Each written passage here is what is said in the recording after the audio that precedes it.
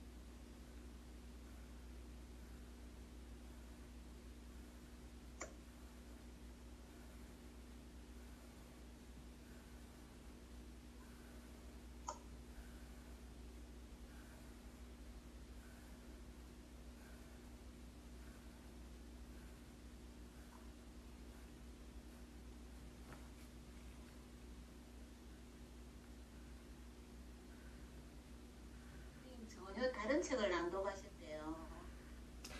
아, 대통령의 말하기요? 예. 네, 한번 도서관에서 제가 왜 제목 보고 꽂히는 대로 그거는 왜 읽게 됐냐면요. 우리가 또 젓가락 챌린지를 하잖아요. 그랬을 때 어, 낭독이라든지 말하기에 관심이 있는 분이 듣는 거라 생각해서 어떤 내용인지 궁금해서 한번 읽어봤어요.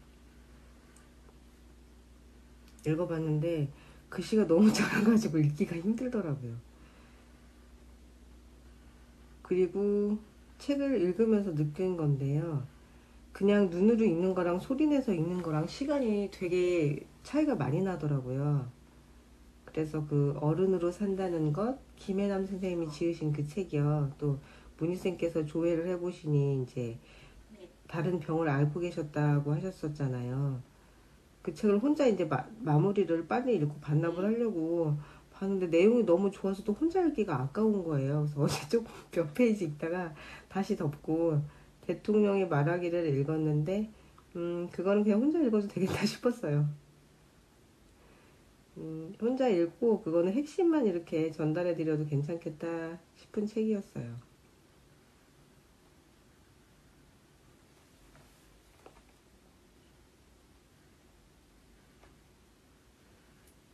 제가 이제 몇 페이지 안 읽긴 했지만 거기에서 말씀하신 것은 어떤 내용이었냐면 그 윤태영이라는 분이 말씀하시기를 대통령께서 말씀하셨던 건지도 모르겠네요.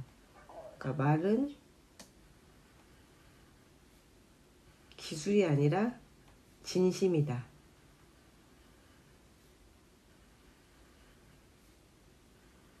기교가 아니라 진심이다. 뭐 진실이다. 근데 그것은 오래 걸린다. 사람을 움직이는데 오래 걸린다고 하더라고요. 그러니까 우리가 책을 읽어줄 때도 왜 정말 마음을 담아서 정성스럽게 읽을 수도 있고 저도 읽으면서 느끼거든요. 이건 너무 몸이 건조하게 읽는데 저도 읽고 올리기만 했지 제대로 들어본 거는 어제가 처음이었던 것 같아요. 되게 빠르더라고요. 책 읽고 들었는데 빠르구나. 자, 오늘은 미음입니다. 그리고 오늘은 쓰면서 오늘 제가 하고 싶은 얘기는 그 언어의 예의라는 그런 내용이에요. 자, 미음. 또 뽑기부터 들어갔네요. 3번에 걸쳐서 쓰는 획인데 기울기가 보시면 이거 잘못 봤네요. 간격이 아래가 더 좁습니다. 우리가 어릴 때 사다리꼴로 배웠었나요? 도형으로 말하자면 그거랑 비슷한 것 같아요. 저는 미음 여기서 꺾어서 내려갑니다.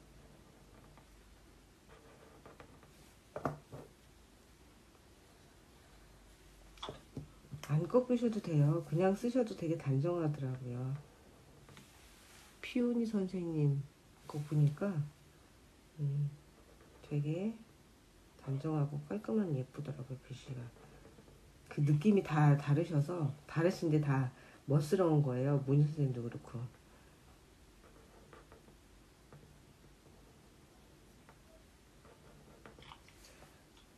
저는 약간 느리게 쓰고 싶어서 작정한 사람처럼 이렇게 약간 이런 기교들을 넣게 되는 것 같아요. 처음에는 안 넣었던 것 같아요. 옛날 글씨를 보면은 그냥 제가 음소거 해드릴게요. 빨간 것은 두단. 맞습니다. 비음 네모라 간단하지만 제가 왜 어제 언어의 예의라고 생각을 했냐면 우리가 아침에도 이렇게 서로 얘기를 주고받는데 가족들하고도 주고받을 수 있는 그런 얘기잖아요. 하는데 왜 가족들한테 했을 때는 가족들과 대화했을 때는 이런 느낌이 아닐까라는 생각을 해봤어요 어제. 너무 편하게 얘기하다 보니까 똑같은 내용인데 저 그런 얘기 많이 들었거든요. 말투가 왜 그래?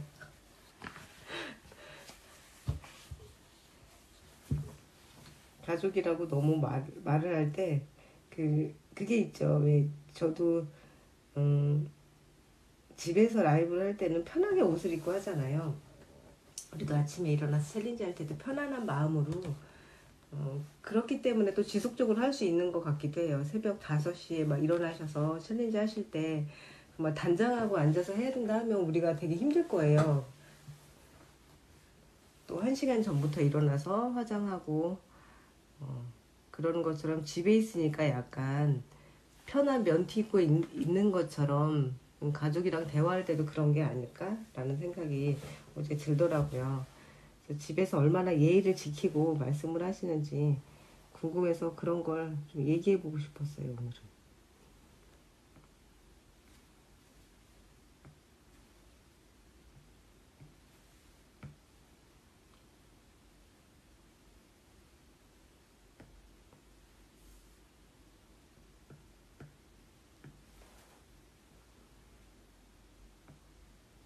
제가 어릴 때 엄마한테 느끼었던 게 집안에서 하시는 그 말씀의 온도와 대문 밖을 나갔을 때 말하는 그 온도차가 저희 엄마는 컸어요.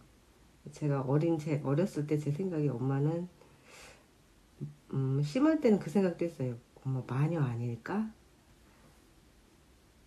그러니까 제가 어릴 때 막 그렇게 가졌던 생각들이 제가 엄마가 되고 나서 우리 아이들이 안 느꼈으면 좋겠다 싶어서 차별.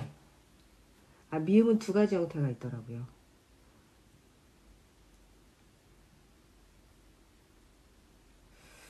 이 제가 쓰다가 또 그냥 넘어와서 종이에다 한번 써볼게요.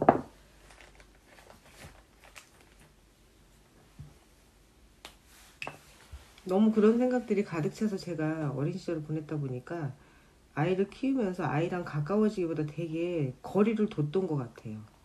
나는 그런 엄마가 되지 말아야지 이런 생각. 오른쪽에 이제 모음이 올 때 입이 삐뚤어지네요. 그리고 이게 대표적인 것 같아요. 아래에 모음이 올 때는 옆으로 직사각이 되더라는 거죠. 2가지 형태.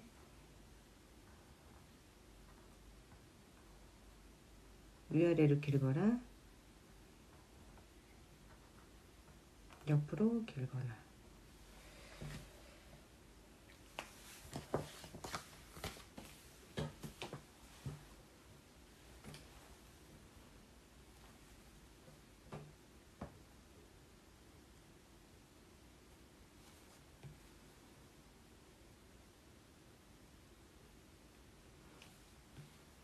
싫으니 좋으니 해도 결국 제가 엄마라는 그런 캐릭터라고 할게요. 그런 것들은 결국에 엄마한테서 나온 것 같아요. 그러니까 타산지석으로 난 저런 엄마가 되지 말아야지 하는 부분도 있고, 그러다 보니 너무 경직돼서 아이들이랑 가깝게 지내지 못했던 것 같아요.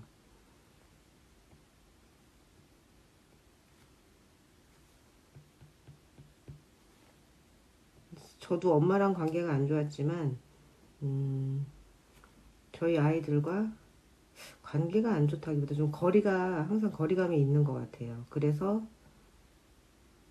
그게 단점만 있었던 건 아니구나라는 것을 애들이 크고 나서 좀 느끼는 것 같아요. 그러니까 거리를 두려면 제가 했던 게 예의를 갖췄던 게 아닐까? 되게 존중해 주려고 많이 했던 것 같아요. 그리고 특히나 이제 스물이 넘어서 대학생이 되거나 이제 둘째는 아직 대학을 못 갔는데요. 군대 있는데 20살이 되면 되게 어른 대우를 해줬던 것 같아요.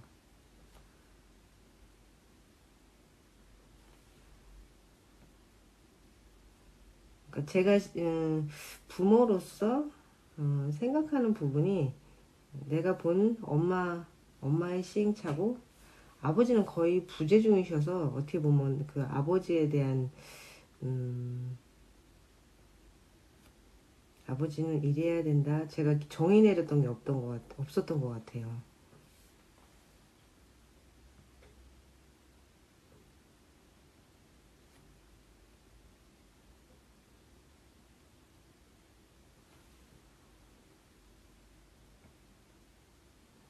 이제 막 20살이 된 저희 셋째가 어제 이제 어, 선크림이 떨어졌다고. 남자예요.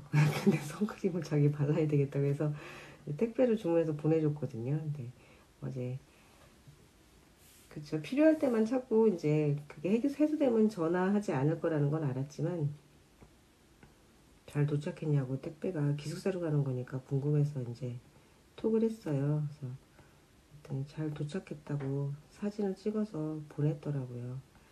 막 이번엔 만. 그래서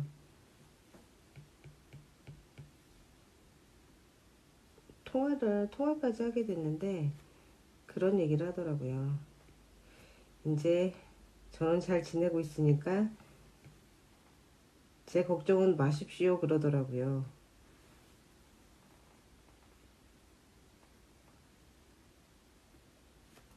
계획했던 건 아닌데, 그래서 우발적으로 저도 그런 약간 거짓말을 했죠. 아유, 무슨 소리야. 너 생각하고 있지도 않아.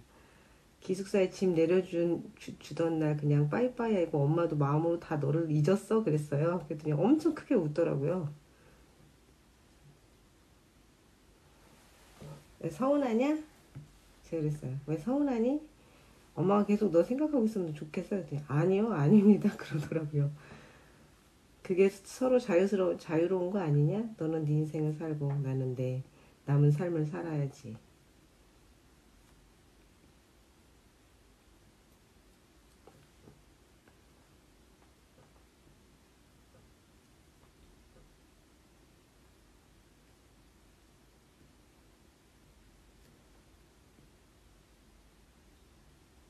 그런데 그렇게 말하지 약간 섭섭하지 않으셨어요? 저요? 어, 저는 그걸 빨리 독립시켰던 것 같아요, 그냥. 제가 종교가 있지는 않았어요. 지금도 없고. 그런데, 그냥 그런 마음을 늘 가졌던 것 같아요, 애들 어릴 때부터. 내가 낳기는 낳았지, 그냥, 그렇다고 내 소유는 아니고, 그냥 나한테 잠깐 스쳤다 가는 관계가 아닐까라는 생각을 좀 일찌감치 했던 것 같아요. 어떻게 보면, 저와 엄마와의 그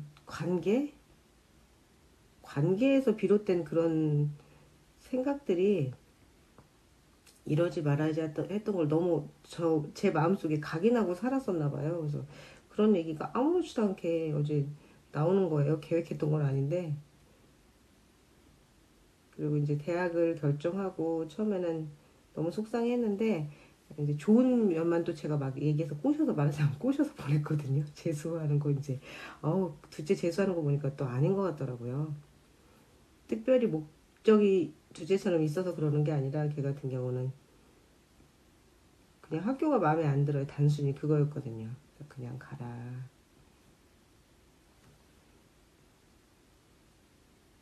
근데 이제 학교를 결정하고 한 달 정도 시간이 있었을 때 이제 얘기를 많이는 아닌데 진솔한 얘기를 할 시간이 좀 있었던 것 같아요. 그러니까 인생에 대해서도 그렇고 그래서 그랬는지 어제도 제가 주말에 이제 보령에 내려가는데 엄마 가실 때 시간이 되면 저 태워갖고 같이 가시면 같이 가실 수 있으세요? 그러더라고요. 그래서 그건 어려울 것 같은데 제가 가는 날짜가 안 맞아서 서로 그랬더니 그 얘기를 하더라고요. 그동안 학교 간 지가 이제 2주 지났나요? 그랬는데 그동안 에피소드가 너무 많다는 거예요. 재밌는 에피소드가 많아서 회포 좀 풀으려고 했는데 아쉽습니다 그랬는데 되게 고맙더라고요. 크면 엄마한테 얘기 안 하려고 하잖아요. 그러니까 걔 머릿속에서는 뭐 또 틀렸네. 엄마가 말동무 정도는 되는 것 같아요. 그래서 관계 정리를 잘했구나 라는 생각이 들어서 어제는 기분이 좋았습니다.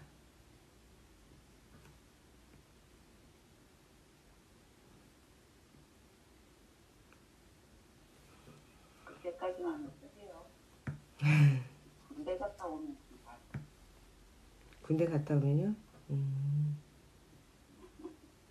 근데 저희 주변을 보게 되면 엄마랑 그러니까 마마보이 같은 경우 있잖아요. 엄마한테 항상 물어보고 엄마한테 그렇게 그늘을 못 벗어나는 거랑은 또 다른 문제에서 되게 고맙더라고요.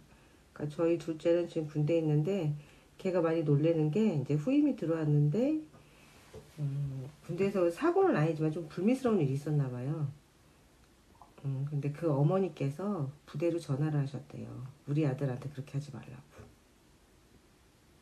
그래서 이제 둘째 하는 말이 그런 부대 내에 있었던 얘기를 집에 가서 얘기한 것도 놀랬지만 그 어머니가 전화해서 그렇게 하시는 거에 더 놀랬다고 그러더라고요. 저도 아이들이 문제가 있는 거는 엄마의 문제라고 생각하는 편이라서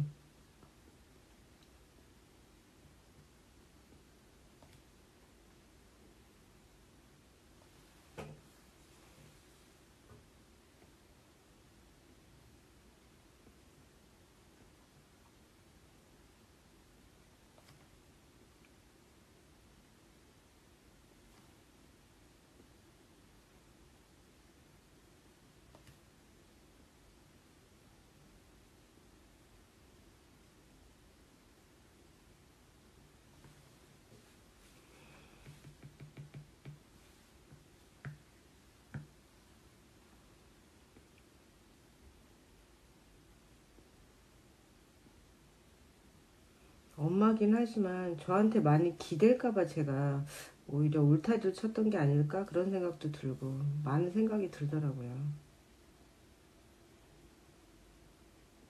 더 강하게 키워야 되겠다.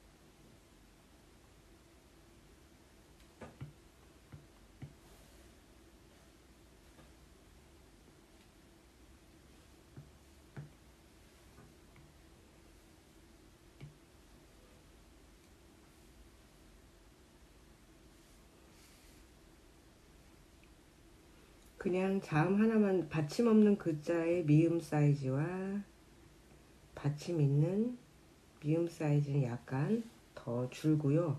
그러니까 이게 여기는 위아래로 긴 직사각 형태라면 얘는 정사각에 가깝네요. 지금 보니까. 그리고 얘 혼자 단독으로 쓰였던 자음, 미음은 옆으로 훨씬 더 긴 편인데 이렇게 아래 받침이 오게 되면 균형 때문에 약간 더 정사각에 가까운 것 같아요. 직사각이 아니라. 그런 차이가 약간 있어요.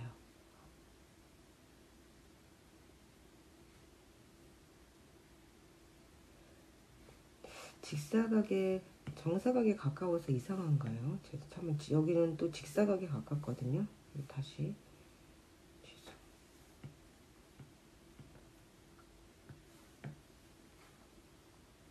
균형이 어떤 게 나은지 한번 써보겠습니다. 얘는 옆으로 길거든요. 목도.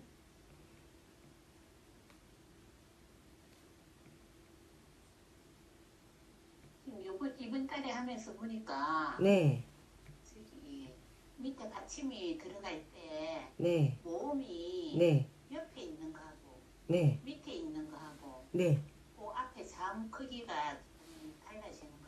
네. 달라지기도. 여쭤본 것도 그거였거든요. 아, 그러니까는 지금 네, 그 세 가지가 세 가지 크기가 되는 것 같아요.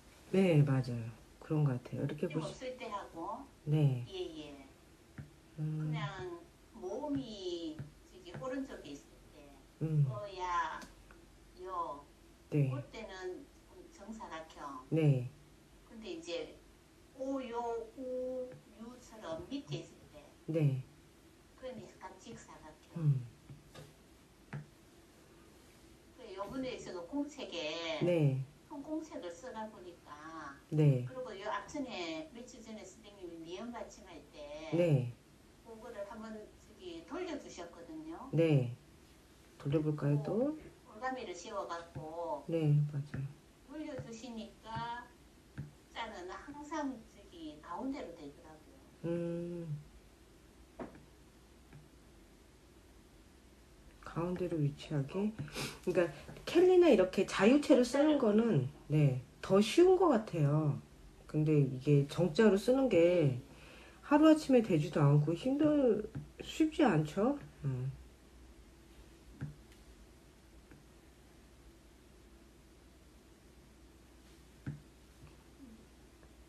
이게 옥자를 보면 네, 옥자를 보면 네. 그 요자에 옆으로 끊는 언은 항상 가운데로 하지 뒤로 돌리나 가로가나 가운데로 되는 거예요. 아. 여기가. 네, 그 올가미를 씌워서 돌려보니까 네, 네. 돌려주신 게. 그래서 정자 쓰기가 어렵지. 그다음에 글씨의 형식은 저도 써보지만 비슷한 것 같아요. 붓켈리 같은 경우도 내가 글씨의 중심을 잡고 있으면은 괜찮은데 이제 모양이 마음에 안 들어서 자꾸 연습을 더 하게 되는데 내가 원하는 또 글자 모양이 있잖아요. 남들은 또 괜찮다고 하는데 자기 만족이니까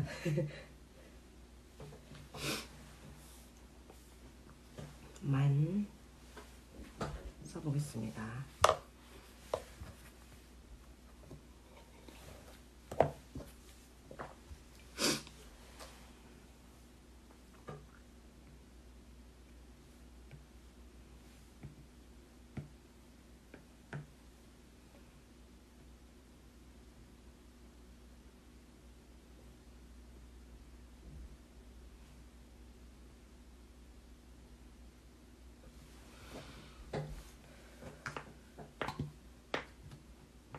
애들이긴 해도 집에서 좀 이렇게 인격적인 대우를 제가 해주면서 키웠다고 생각하진 않았는데요.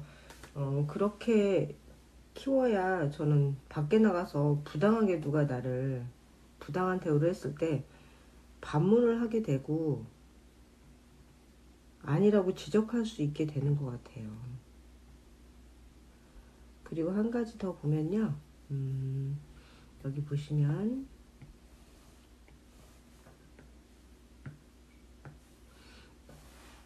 이렇게 밑에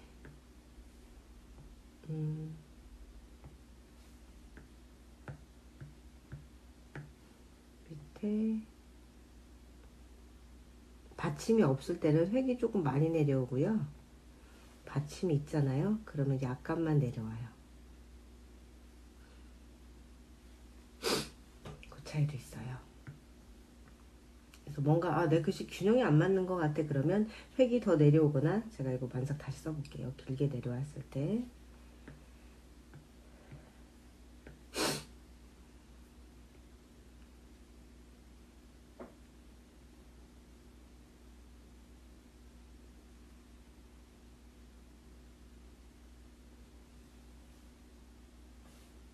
물론 니은의 형태가 달라서 느낌이 같진 않지만 느낌이 이렇고요.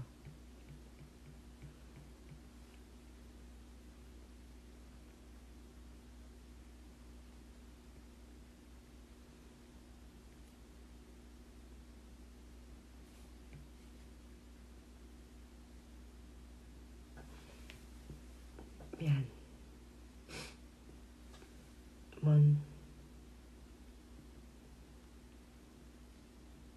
제가 저희 넷째가 초등학교 저학년일 때 2학년쯤 됐을 때 학교에 이제 그 책 읽어주는 엄마 봉사를 하러 간 적이 있었거든요. 네, 어떤 책이었는지 제가 제목도 기억이 안 나요.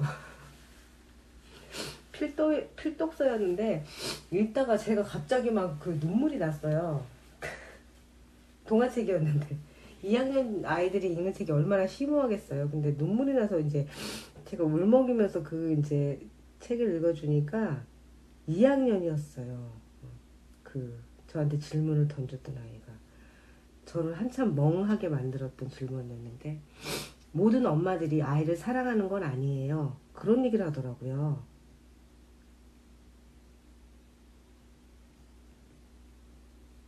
동네가 작다 보니까 2학년에 가요? 네. 제가 되게 마음이 아팠어요. 그래서 쟤는 가정에서 어떤 대우를 받길래 저런 얘기를 서스럼 없이 나한테 질문을 할 때 눈에서 우리가 눈으로 많은 말을 하잖아요. 그러니까 아줌마가 틀렸어요. 저렇게 아이를 사랑해서 엄마가 그렇게 할 일이 없어요 라는 식의 질문을 하는 거예요. 저돌적으로. 여자아이가.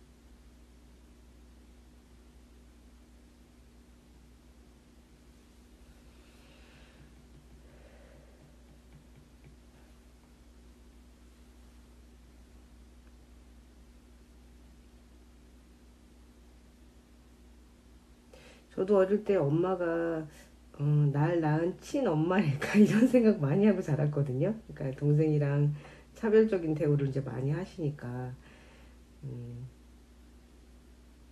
그런데도 그런 책을 읽으면 그 기본적으로 생각하는 모성이 머릿속에 있어서 막 눈물이 났어요. 너무 슬퍼가지고.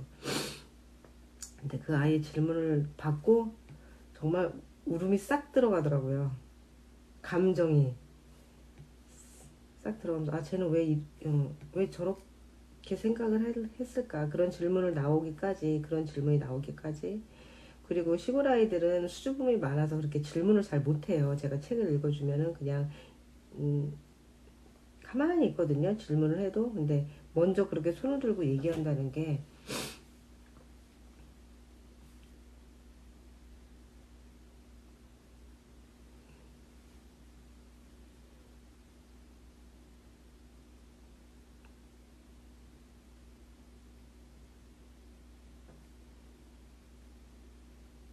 제가 나고 자란 동네긴 하지만 이제 어릴 때 떠나와서 그 동네 정황을 잘 몰라요. 그래서 그 아이가 어떤 가정에서 자라는지는 알 수는 없었는데 이게 범상치는 않구나라는 생각이 들었죠.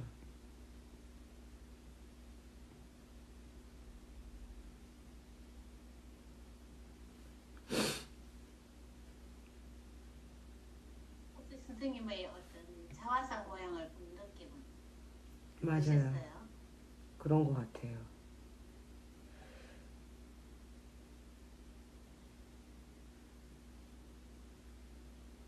그런데 저는 어릴 때 그런 질문을 한 번도 제 내면으로 못 했었거든요. 세상의 모든 엄마가 그럴 것이다 라기보다 그냥 엄마들은 그렇다라고 생각을 했어요. 그러니까 왜냐면 저희 엄마는 친구들이랑 어울리는 걸 못하게 하셨거든요. 제가 성인이 돼서 아이 키우면서 이웃 엄마랑 얘기하다가 그 친정엄마가 뭘 사다 주고 김치를 담가주고 막 이런 얘기를 해서 제가 많이 놀랬어요. 응? 엄마가 그런 것도 해주세요? 그러니까 아이 맡기고 어디 간 뭐 이런 얘기도 하고 그러면 저는 그게 되게 그 엄마가 되게 희한한 엄마라고 생각을 했어요. 그리고 그때 애들 어릴 때 그 유행했던 게 친정엄마라는 영화 연극이었거든요. 같이 한번 그걸 보러 갔는데 저는 하나도 재미가 없더라고요. 그러니까 공감을 못했던 것 같아요. 그 영화에 대해서. 근데 막 우는 거예요. 옆에 사람들이. 그래서 어디가 저렇게 슬플까. 그러니까 저는 어떻게 보면 모성을 되게 못 느끼고 살았구나라는 그런 걸 느꼈던 영화였어요. 그게. 뮤지컬은 아니었었고요. 뭔지.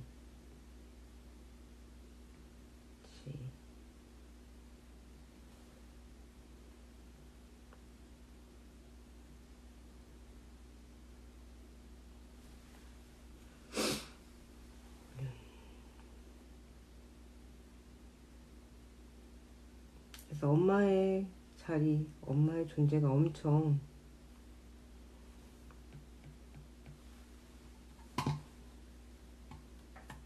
끝나버렸네요.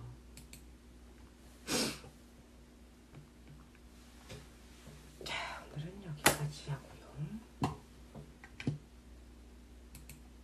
5만